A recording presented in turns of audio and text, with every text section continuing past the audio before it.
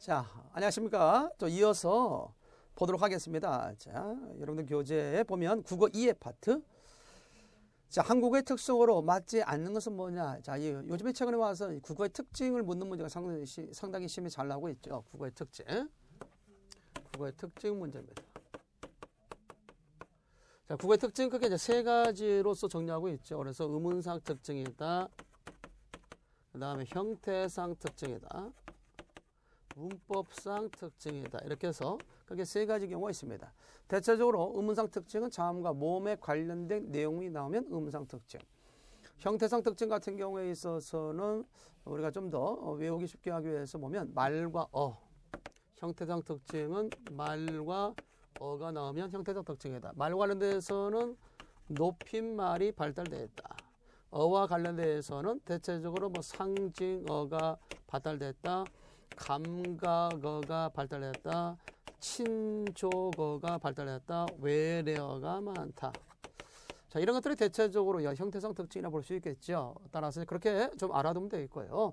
따라서 외울 때 상감, 높이, 외친다 이렇게 외워두면 될 것 같아요. 상감, 높이, 외친다. 한번 우리 수험생 여러분 따라해 볼까요? 상감, 높이, 외친다. 됐죠? 자, 이 밖에 이제 문법상 특징 같은 경우에 있어서는 우리 국어는 첨가적 성질로서 조사와 어미가 발달됐다라고 하는 사실. 이 밖에 높임법이 발달됐다라고 하는 것. 다분히 높임법은 상하계층 사회가 오랫도록 지속됨에 따라서 높임법이 발달됐고요.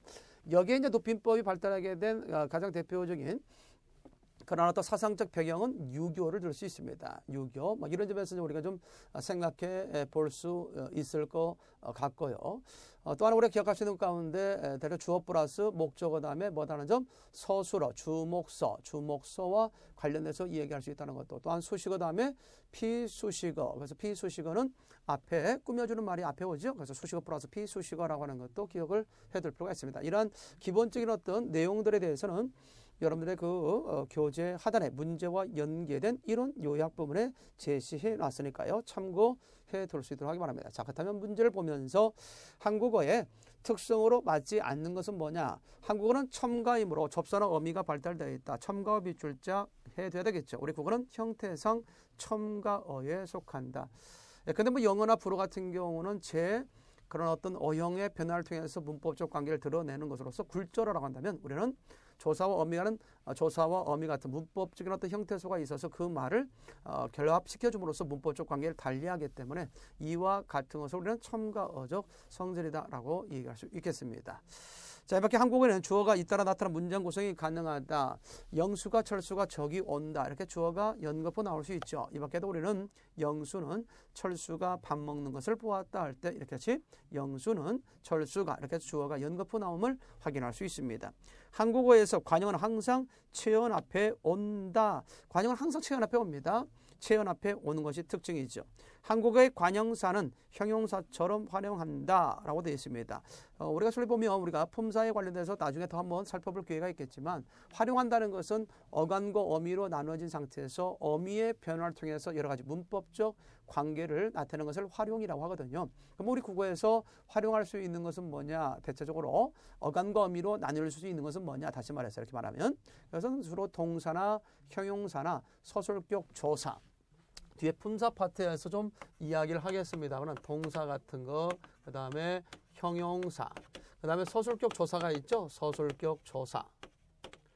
서술격 조사로서는 이다가 있습니다. 이런 것들이 이제 우리가 대체적으로 활용할 수 있다. 즉 어간과 어미로 나눠지는 것이다 라고 얘기할 수 있겠습니다. 자, 그렇다면 한국의 관형사는 형용사처럼 활용한다고 했는데 관형사는 활용할 수 없죠. 그래서 이것을 우리는 소위 불변어라고 얘기합니다. 따라서 문제의 답은 4번이라고 하는 걸 기억할 수 있겠습니다. 한국어의 특성, 최근에 와서 공무원 시험에 잘 나오고 있는 것 중에 하나니까요. 반드시 숙지할 수 있도록 그렇게 하기 바랍니다. 자, 예를 들어서 그와 같은 어떤 내용이 좀 있습니다. 자, 예를 들어서 보게 되면 거기 2번 문제도 역시 한번 중요한 내용인데요. 국어의 설명으로 맞지 않는 것은 뭐냐 그랬을 때 개통상 알타이어, 우리 국어는 알타이어에 속하죠.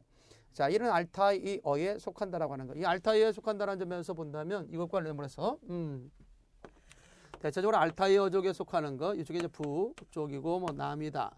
그 다음에 서다, 동이라고 할 때 우리가 저희 알타이어족 알타익 어족에 속하는 것으로서는 여기에 이제 터키어가 있고, 그 다음에 몽고로가 있고, 그 다음에 만주어 또는 퉁구스어라고 얘기하죠. 만주어 또는 퉁구스어라고 하고요. 동남쪽에 있어서는 우리가 한국어와 그 다음에 일본어 이렇게 해서 우리가 얘기할 수 있어야 되지 않겠나. 그래서 알타이 어족과에 대해서 이런 것들이 이제 알타이에 속하는데, 가끔은 저 시험 문제 과거에 알타이 어족에 속하지 않는 것은 뭐냐 이런 식의 질문도 있었습니다. 그래서 뭐 한국어, 터키어, 일본어, 중국어는 인도지나 어족에 속하게 됩니다. 따라서 중국어가 답이지 되는 거죠. 자, 그래서 계통상 알타이어, 형태상 첨가에 속한다는 것. 모음과 자음이 각각 단독으로 한 음절을 형성한다. 모음과 자음이 각각 단독으로 한 음절을 형성한다 라고 했는데, 자, 그거 잘못된 거죠. 모음과 자음이 각각 단독으로 한 음절을 형성한다. 우리 국어에서 모음은 단독으로 음절 형성할 수 있지만 자음은 단독으로 음절이 안 되죠. 하나 예를 들어서 보면 우리가 수업 시간에 얘기했습니다만은 가가 있다 해서 가는 가라고 소리 나가죠. 분명히 하나의 소리가 될 수 있습니다. 그래서 이것을 자음과 모음으로 나누면 이거는 될 수 있지만 기억은 안 되죠. 이거는 우리가 홀로 소리 낼 수 없는 것. 따라서 자음이라는 것은 자식된 소리죠. 반드시 어미가 필요하죠. 모음을 어미 못자, 어미된 소리가 필요하다. 그래서 자음은 항상 어미와 만났을 때의 소리가 된다라고 하는 것을 기억해 두기 바랍니다. 그런 점에서 본다면 2번이 틀렸죠. 조사와 어미가 다양하게 발달되어 있다. 음운 교체에 의해서 어감이 분화되기도 한다. 그렇죠? 자음의 교체. 근데 에서 소리냐, 된 소리냐, 거선 소리가 교체됨에 따라서 어감을 달리할 수 있죠. 빙빙, 삥삥, 핑핑 이렇게 다른다든지, 아니면 모음의 교체, 양성모음과 음성모음의 교체를 통해서 또한 어감을 달리하게 됩니다. 시냇물이 졸졸졸, 줄줄줄, 졸졸, 줄줄 이렇게 해서 우리가 또한 달리하기도 하죠. 이런 부분에 대해서 우리가 생각을 좀 해둬야 되겠다. 그래서 2번의 답은 몇 번이다 다시? 2번이다. 기억해 두겠습니다. 자, 다음에 3번도 역시 중요합니다. 다음 한국어의 특질 중 설명이 옳지 않은 것을 그랬습니다. 파열음 계열의 자음이 에서소리, 된소리, 거선소리의 세 가지 대립을 보인다. 이런 세 가지 대립을 갖다 뭐라고 하냐면 삼중체계라고 얘기합니다. 일반적으로 삼중체계라고 한다. 삼중체계. 우리 국어의 자음 가운데 이런 삼중체계, 뭐 예사소리가 됐다든가 예사소리, 그 다음에 된소리, 예사소리, 된소리, 그 다음에 거선소리. 자, 이런 예사소리, 된소리, 거선소리 관계를 갖는 것을 삼중체계, 다른 말로 이것을 삼지적 상관속이다 이렇게 얘기합니다. 삼지적 상관속이다라고 하죠. 예사소리, 된소리, 거선소리 관계를 갖는 것. 우리 국어의 이런 삼지적 상관속의 관계를 갖는 자음은 그게 파열음, 입을 막았다 터치면 내는 소리 파열음과 입을 막았다가 마찰시켜내는 소리 파찰음만 있죠. 대표로 파열음 가운데는 기역, 디귿, 비역, 여기에 따라서 된소리, 쌍기역, 거선소리, 키읔, 된소리, 쌍디귿, 거선소리, 티읕, 된소리, 쌍비역, 거선소리, 피읍이 있고, 파찰음 관련돼서는 지읒이 있고 거기에 대해서 쌍지읒, 치읒이 있죠. 이런 것들이 이제 우리가 생각해 둘 수 있는 것이다. 자, 그래서 결국 우리 국어에 만약에 시험지 가운데 이것을 살짝 바꿔서 우리 국어의 모든 자음은 삼지적 상관속의 관계를 갖는다는 것은 틀리게 되죠. 4개의 자음 이렇게 해서 하나, 둘, 셋, 넷 4개의 자음만 삼지적 상관속의 관계를 갖는다는 거 기억해 두기 바랍니다. 자, 굴절어로서 조사어미 아니죠. 굴절어가 아니라 뭐라고 했습니까? 첨가어라고 했죠. 굴절어는 주로 불어나 영어에 해당되는 거라고 얘기한 적 있습니다. 그래서 3번의 답은 2번이 틀렸다는 것을 알 수 있겠네요. 문장을 구성하고 있는 요소들의 자리바꿈이 가능하다. 자, 우리 국어는 뭡니까? 대체적으로 소위 교차가적 성질, 하나의 문법 표제가 하나의 문법적 관계만을 나타내는 그런 성질을 갖고 있습니다. 그래서 어떤 자리에 오든 간에 그것은 이제 뭐 주어면 주어, 목적어면 목적어, 서술은 서술어가 되죠. 근데 철수가 밥을 먹었다. 철수가 밥을 먹었다 할 때 그 철수가라는 주어를 뒤로 빼봅시다. 밥을 먹었다. 철수가 한다 할지라도 그 철수가는 주어 역할을 하는 거죠. 따라서 하나의 문법 표제가 하나의 문법적 관계만을 나타낼 수 있는 말, 다른 말로 교착어라고 이렇게 얘기하는데, 이런 교착적 성질 때문에 우리 국어에 있어서는 문장 가운데 그 성분들의 자리 이동이 상당히 용이하다는 것도 기억해 두는 게 좋습니다. 이 밖에 의성어나 의태어가 발달하여 있다는 것, 꾸미는 말은 꾸밈을 받는 말 앞쪽에 위치한다. 앞쪽, 이거 말 조심해야 되기 바랍니다. 수식하는 말은 수식을 당하는 말 앞에 온다는 것. 가끔 우리 수험생들을 결국 유혹하는 문제가 나올 수 있습니다. 수식어는 비수식어 뒤에 온다. 이렇게 해서 너무나 지나치게 우리 수험생들이 앞에 부분만을 결국 관심 갖다 보니까 뒷부분을 덜 관심 가져서 그런 문제에 속아 넘어갈 때가 있습니다. 수식어는 비수식어 앞에 온다라고 하는 거 잊지 말고 기억을 해두면 되겠습니다. 자, 이런 정도 이해를 좀 해 두시면서요. 국어의 어떤 양상, 국어의 어떤 그 어휘의 양상과 관련해서 여러 가지가 있겠지만 그중에 대표적으로 우리가 생각할 수 있는 것 중에 하나가 거기 방언이 있다든가 은어가 있다든가 속어가 있다든가 금기어가 있다든가 완고가 있다든가 관용어 같은 거 있죠. 이런 것들도 역시 우리가 어휘의 양상과 관련돼서 알아두면 좋겠죠. 특별히 그 방언이라는 건 사투리 아니겠습니까? 사투리의 유형에는 그 두 가지가 있죠. 지역 방언이 있고 그 다음에 사회 방언이 있다고 하는 것. 사회방언은 주로 연령이나 성별, 사회, 집단 등에 의해서 형성되는 방언을 사회방언이라고 하죠. 은어라고 하는 것은 대체적으로 집단 간의 비밀을 지키기 위해서 쓰는 말을 은어라고 이렇게 이야기하게 되는 거고, 속어는 비속하고 천박한 느낌을 주는 말을 속어라고 하죠. 불쾌하고 두려운 것을 연상하여 입 밖에 내기를 주저하는 말을 금기어라고 하고요. 금기어 대신 불쾌감을 덜 하도록 만든 말을 완고가, 그러니까 금기어를 완곡하게 말하는 말을 완고어라고 얘기할 수 있죠. 예를 들어서 천연두가 금기어라면 그것을 완곡하게 말한 말 마마가 완고어라고 얘기할 수 있습니다. 둘 이상의 단어들이 결합하여 특별한 의미로 사용되는 관습적으로 굳어진 말을 관용어라고 얘기하죠. 그래서 더러는 이런 어떤 그 어휘의 양상을 몇 번처럼 여러분 교재 거기 18페이지 4번 같은 문제 양상으로 나올 수 있다는 거죠. 다음 기억된 것에 알맞은 말들을 순서에 맞게 배열한 것은 뭐냐 하실 때, 돈을 동그라미라고 하는 것은 뭐라고 하고, 자, 동그라미 한다. 뭐는가? 이것은 어떻게 될까요?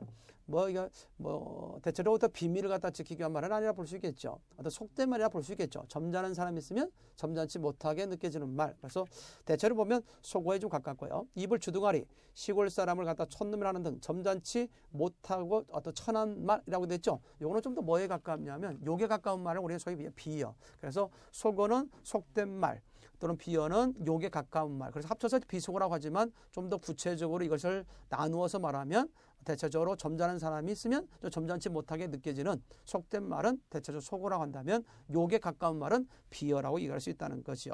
이 밖에 또한 그 밑에 보면 교도소를 큰 집, 두목을 왕초, 산삼 캐는 사람을 신만이라고 하듯이 특수계층의 사람들끼리 쓰는 말을 우리는 은어라고 하죠. 이렇게 해서 우리가 정리한다면 속어, 비어, 은어, 가로 안에 들어갈 수 있는 말은 3번. 그래서 대체적으로 이와 같은 어휘적 양상을 좀 기억해 두는 것이 좋지 않겠는가 봅니다.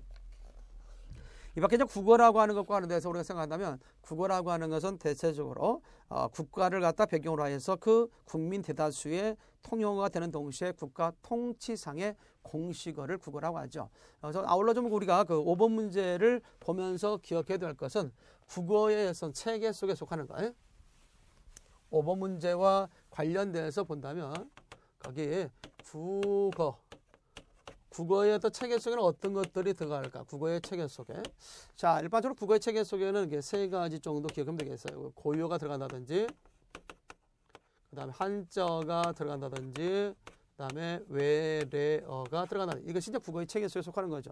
그래서 가끔 시험 문제 가운데 다음 중 국어의 체계 속에 속하지 않는 것은 뭐냐? 이런 식의 질문이 나올 수 있거든요. 그래서 국어의 체계 관련해서 고유어가 있다, 한자가 있다, 외래어가 있을 때 대체적으로 시험 문제 가운데 만약에 4번에 외국어가 나왔다면 이 외국어는 국어 체계 속에 속하지 않는 것이다 라고 이해할 수 있습니다. 더러는 이제 개별적으로 우리 본 문제집에서는 많이 그것들을 해놓지 않았지만 때에 따라서 시험 문제 가운데 다음 중에서 제시된 단어들 가운데 고유어에 해당되지 않는 것은, 한자어에 해당되는 것은, 그런 식의 문제가 나올 수도 있다는 거겠죠. 그래서 여러분들 교재에 보면 거기 20페이지 6번 문제, 다음 중 순수한 우리말이 아닌 것은 뭐냐라고 했을 때, 고약하다, 덕이, 고갱이, 후미다 할 때 고약이라는 말은 괴악, 한자로 보면 괴악에서 나온 말이거든요. 괴악. 한자로 보면 괴악에서 나온 말이에요. 괴악. 괴악에서 나온 말이다. 그래서 이와 같은 형태로서 본다면 이것이 이제 괴악이죠. 괴악이 나중에 무엇이 됐다는 점, 오늘날 고약이 됐다라고 이해할 수 있습니다. 이 몸이 출항되어야 돼서 괴악, 고약이 됐다는 점. 따라서 오늘날 말하고 있는 고약이라는 것은 한자에서 온 말이다 라고 얘기할 수 있죠. 따라서 순수 우리말이 아니라는 점. 특별히 우리 수험생들이 많이 알고 있었던 단어, 마치 우리말처럼 생각하는 가운데 뭐 배추가 있다든가 김치가 있다든가 뭐 붓이 있다든가 전부 다 이것은 한자와 관련된 말들이기 때문에 순수 우리말이 아니다라고 하는 것도 기억해 두면 되겠습니다. 이 밖에도 또 외래어 가운데 구두라는 말, 또 빵이라는 말도 있습니까? 없습니까? 있죠. 이거 다 일본에서 또는 건너온 말이 되기 때문에 우리말이 아니죠. 이 밖에도 고무라는 말도 있습니다. 네덜란드에서 왔죠. 이런 것들이 전부 다 순수 우리말처럼 생각하기 쉬우나 우리말이 아니라는 것도 알고 있으면 되겠습니다. 자, 이렇게 해서 다시 한번 강조하지만 우리 국어의 체계 속에 속하는 것으로서는 어떤 것들이 있다고요? 예, 그렇습니다. 대체적으로 고유어, 한자어, 외래어가 우리 국어의 체계 속에 속하는 것이다. 다음에 우리 국어의 체계에 속하지 않는 것은 뭐냐 시험에 나오면 외국어가 되겠습니다. 외국어는 국어의 체계 속에 없는 단순히 외국말을 외국어라고 이야기하게 된다는 거죠. 잘 기억해 놓고 있습니다. 자, 요 점만 좀 알고 있으면 되겠고요. 자, 국어 순화 문제. 자, 우리가 순화라고 하는 것이 나오는데요. 순화는 용례 중심으로 좀 외워둬야 됩니다. 국어 순화. 용례 중심으로 좀 외워두면 될 것 같아요. 그래서 대체로 국어의 어떤 순화라고 하는 것, 요즘 최근 와서 좀 약간 관심도가 높아지고 있는 유형 가운데 하나입니다. 국어의 순화. 대체로 순화라고 하는 것은 두 가지죠. 미화와 정화. 이렇게 해서 국어의 순화는 미화와 정화를 들어서 이야기가 된다. 대체로 미화라고 하는 것은 무엇을 말하는 걸까요? 미화라고 하는 것은 대체적으로 어떤 비속어 있죠? 이런 비속어랄지 그런 은어랄지 이것을 표준어로 바꾸는 작업들을 하는 것이고, 또한 어려운 말을 쉬운 말로 바꾸는 것. 어려운 말을 쉬운 말로 바꾸는 것도 역시 미화죠. 정화라고 하는 것은 대체적으로 외래어를 우리말로 고치는 것. 외래어를 우리말로 고치는 것. 이런 것들을 우리가 소위 외래어 또는 고유어로 고치는 것을 정화라고 얘기한다. 이렇게 해서 국어의 순화라고 하는 것은 미화와 정화를 합쳐서 순화라고 한다는 사실을 기억할 필요가 있습니다. 자, 그래서 대체적으로 보면 과거의 공무원 시험에서 가장 잘 나왔던 것 중에 하나가 주로 이제 그 외래어를 우리말로 고치는 작업에 대해서 많이 나왔다고 볼 수 있겠고요. 요즘에 와서도 또 나오는 것 중에 하나는 뭐냐면 법률 용어. 이 법률 용어가 상당히 이제 어렵다 보니까 이 법률 용어를 순화하는 그런 것들도 시험에 잘 나오고 있습니다. 특별히 우리가 꼭 기억해야 하고 알아둘 것들에 대해서는 이제 보조단에 순화 용어에 대해서 제시해 놨는데, 자, 그렇다면 문제 유형은 어떻게 나왔는지 한번 생각해 보는 것도 좋겠다고 봅니다. 자, 1번 보면 다음 중 한자를 순 우리말로 바꾼 것으로 틀린 것은 뭐냐라고 되어 있죠. 노견, 시험에 잘 나왔죠. 그 자체를 보면 길노자에다가 어깨 견자니까요. 대체적으로 뭐 어깨길이다 이렇게 하는 경우도 있고요. 근데 대체로 노견이라는 것은 갓길을 얘기하게 됩니다. 갓길. 반면에 나들목이라는 것은 인터체인지 있죠. 들고 나가는 것으로서의 인터체인지를 우리가 순화해서 나들목이라고 얘기하게 됩니다. 따라서 노견이 나들목이라는 말은 틀리게 되죠. 문제답 1번이고요. 이 밖에 우리가 오답에 대해서도 기억하면 되겠네요. 신입생을 새내기, 안내요원을 도우미, 고수부지를 둔침. 고수부지를 좀 기억해 둘 필요가 있겠죠. 대체로 평소에는 물 위로 드러나 있다가 물이 많아지면 물에 잠기는 부분이죠. 그것이 바로 이제 고수부지라고 했던 것인데 지금은 둔치. 그래서 이제 한강 고수부지가 아니라 한강 둔치. 둔치공원 뭐 이런 식으로 표현해야 된다는 것도 알아면 되겠고요. 영시간에 있어서는 뒤풀이 정도가 맞는 말이 되겠습니다. 자, 이와 더불어서 거기 2번 문제도 좀 알아둘 필요가 있습니다. 약간 지엽적인 어떤 문제 형태로 나왔을 때에 결국 국어 순화의 그 언어관에 대해서 나올 경우도 있거든요. 이와 관련된 내용입니다. 국어 순화와 관련된 언어관과 가장 밀접한 관련이 있는 것은 뭐냐라고 되어 있죠. 순화와 관련된 언어관, 그리고 순화의 당위관을 갖다가 얘기한다 볼 수 있겠죠. 언어는 자연 발생적인 것이다. 언어는 자연 발생적인 것이다. 뭐 자연 발생적이니까 그대로 둔다면 언어는 뭐여놨지. 순화할 필요 없이 그대로 둔다면 언어는 소멸될 거 아니냐. 그러니까 국어를 순화할 필요가 없다는 입장. 이것이 이제 언어 자연 발생관과 관련된 내용이죠. 자, 언어는 사회적 계물이다. 좋은 말이든 나쁜 말이든 결국 필요에 의해서 언중들의 약속에 의해서 나온 말이기 때문에 결국 이것을 결국 순화해서는 안 된다라고 하는 입장이 언어, 사회, 소상관이라 볼 수 있겠습니다. 언어는 에르곤이다. 에르곤이라는 것은 이미 되어진 것이기 때문에 순화할 필요가 없다라고 하는 것이 에르곤의 입장이죠. 그래서 그 언어를 통해서 무언가를 만들어낼 수가 없다. 언어는 고정불변하는 것이다. 결국 되어진 것이다 라고 하는 입장이 바로 예르곤의 입장입니다. 그러므로 이거 역시 국어 순화를 반대하는 입장에서는 말이라 볼 수 있겠습니다. 언어는 창조적 힘을 더할 수 있다. 자, 언어는 뭔가를 만들어낼 수 있는 힘이 있다. 그러니까 좋은 말을 또는 쓰도록 함으로써 결국 좋은 생각을 깃들게 하고 좋은 생각을 통해서 좋은 일을 또한 할 수 있도록 하는 것. 다분히 이제 언어라고 하는 것에 있어서 그렇기 때문에 우리가 순화를 해야 한다는 입장을 뒷받침해 주란 말이라고 볼 수 있겠습니다. 그래서 여러분들 교재 오른쪽에 보게 되면 그 국어 순화 언어 관관에 대해서 좀 더 이렇게 입장을 표현하고 있습니다. 그래서 문제답은 일단 4번이고요. 거기에 국어 순화의 어떤 언어 관관에 대해서 부정적인 언어관과 당위적인 언어관과 관련돼서 뭐 당위적인 언어관 또는 긍정적인 언어관이라고 얘기할 수 있겠습니다. 언어 신수관, 언어는 신호부터 받았기 때문에 인간이 감히 손을 댈 수가 없다가 언어 신수관이고요. 언어 도구관은 언어는 단순한 의사소통의 도구에 불과하다. 그래서 결국 그러니까 좋은 말이든 나쁜 말이든 다 의사소통의 어떤 도구로서의 기능을 하기 때문에 그것을 순화할 필요가 없다는 입장이고요. 언어 자연 발생관은 언어 사회 소성관은 어때요? 아까 설명했죠.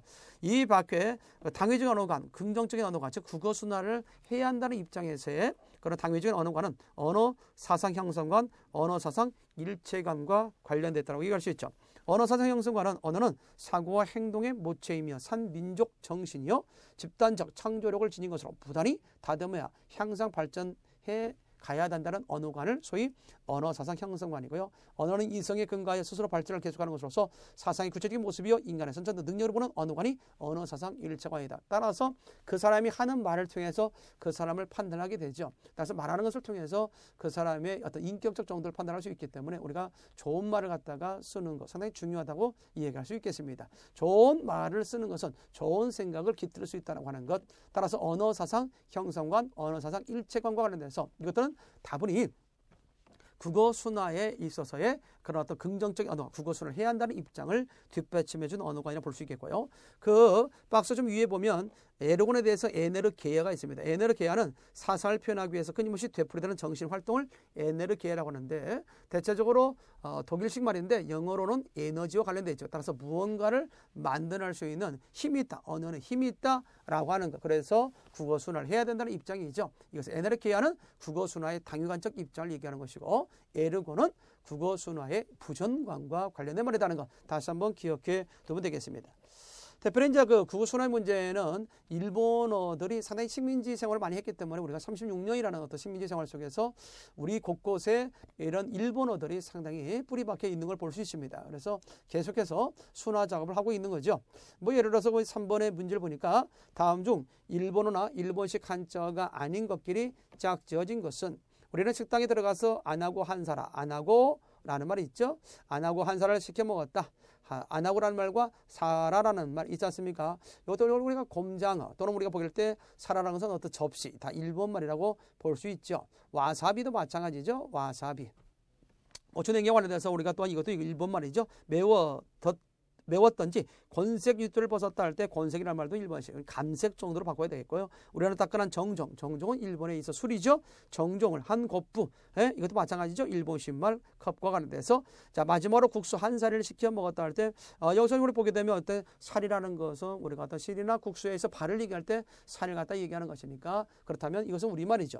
따라서 윗도리와 살이는 우리말이지만 권색 곱부, 사라, 정종, 안하고 와사비는 전부 다 일본식 말과 관련되어 있다 볼 수 있겠죠. 따라서 일본식 한자 또는 일본어나 일본식 한자와 짝져지지 않는 것을 찾는 문제였으니까 답은 몇 번? 2번 정도 해두는 게 좋겠습니다. 다시 한번 얘기했지만 거기 보조단에 있는 OX, 순화 용어하는 데서 OX 반드시 틈틈이 한 번씩 풀고 갈 수 있도록 그렇게 하기 바랍니다. 자 이렇게 해서 우리가 좀 기억을 좀 해둘 수가 있어야 되지 않겠는가. 자 이렇게 해서 정리 좀 해두면 되겠습니다. 다시 한번 정리하면 곤색은 감색이나 검남색으로 곱부는 컵으로 사라는 접시로 정종은 일본식 청주를 이르러서 일본식 술 이름이다. 안하고는 붕장어 잘 기억해 두시면 되겠고 와사비는 고추 냉이와 관련되어 있다는 거 기억해 두면 되겠습니다.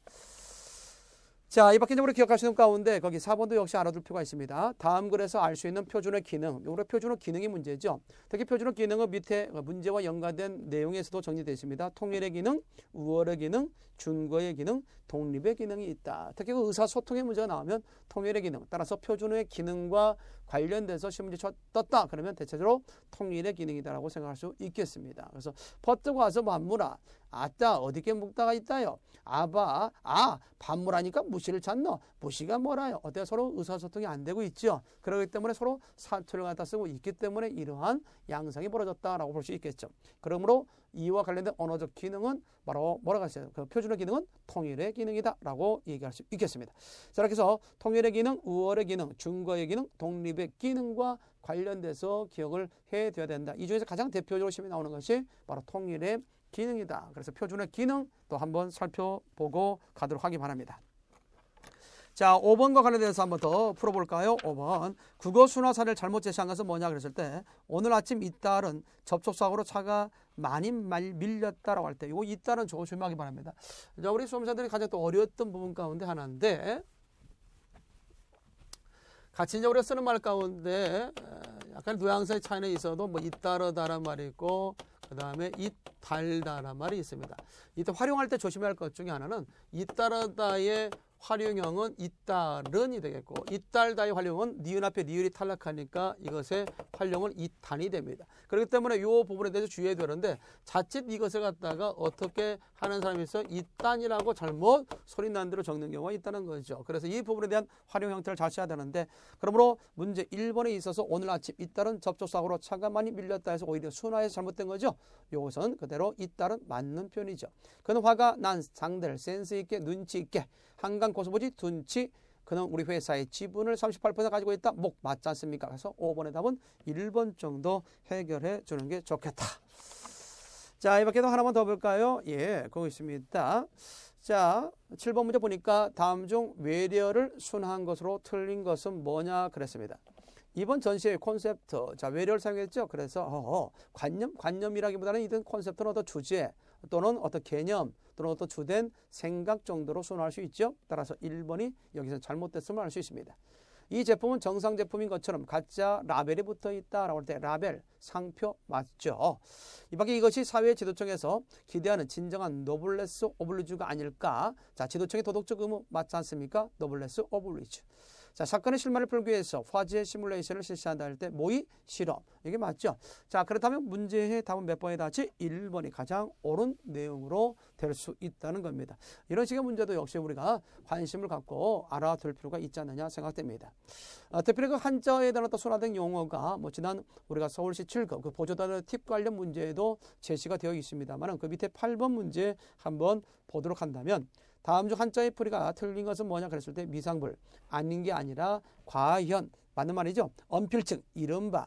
자, 이른바라는 말은 우리가 한자로서는 소위라는 말, 소위 뭐 이런 말이거든요. 그런데 여기에서의 그 언필증은 말할 때마다 반드시 그런 뜻이거든요. 이와 같이 한자를 제시해놓고 그 한자의 나름대로의 그런 순화된 용어가 제대로 짝 지어져 있는가에 여부를 묻는 문제가 시험 문제 출제될 수 있습니다. 이왕지사는 이미 지나간 일이고 부득불은 아니할 수 없어 마지 못하여 뭐 이런 뜻을 갖고 있습니다. 자, 다시 한번 정리하면 우리가 순화라고 하는 것은 결국 요즘에 와서의 그런 문제는 단순한 어휘 문제뿐만 아니라 발음의 문제 또는 어떤 문장 표현에까지도 역시 순화적인 것들이 많이 들어갑니다. 그런데 뭐 외래투의 문장이 있다. 그것을 우리말다운 표현으로 고치는 것도 역시 순화고요. 또한 발음을 잘못하는 것에 대해서 고치는 것도 순화의 대상으로 삼고 있습니다. 일단은 1차적인 것은 뭐 어휘적인 측면에 관심을 두고 많이 나오겠지만 이런 문장 표현이랄지 발음 문제까지도 고려해서 좀 더 우리가 면밀하게 공부해 두는 것이 좋겠다라고 생각할 수 있습니다. 자, 이 밖에도 순화와 하는 데서 우리가 생각해 둘 것은 아까 얘기했다시피 순화의 대상으로 볼 수 없는 것은 뭐냐 할 때 비속어 또는 은어, 비속어나 또는 은어나 또는 어떤 외래어 그 다음에 하나 더 한다면 만약에 여기에 고유어가 있다면 고유어는 순화의 대상이 아니죠. 이런 점에서 결국 순화의 대상이 아닌 것은 뭐냐 나올 수 있겠고요. 또 하나 우리가 얘기할 수 있는 표준어의 기능에 대해서 뭐 통일의 기능이 있다든가 증거의 기능이 있다든가 독립의 기능이 있다든가 뭐 이런 부분에 대해서 표준어의 어떤 기능에 대해서 알아두는 게 좋습니다. 특히 그 표준어 기능 가운데 가장 대표적으로 시험에 잘 나오는 것이 통일의 기능. 그래서 이런 순화적인 것들은 어떤 시험을 좀 앞두고 여러분들의 그 기본서에 제시되어 있는 거랄지 아니면 우리가 이거 문제집 속에 제시된 보조단에 설정되어 있는 주요 순화 용어에 대해서 하나씩 상식적인 측면에서 알아두는 것 또는 암기해 두는 것이 좋지 않겠는가 이렇게 생각합니다. 자, 이렇게 해서 이제 우리가 국어 순화에 대한 내용을 여기에서 이렇게 마무리 짓기로 하고요. 잠시 쉬었다가 이어서 문제 더 풀어가도록 하겠습니다. 잠시 후에 만나보도록 하겠습니다.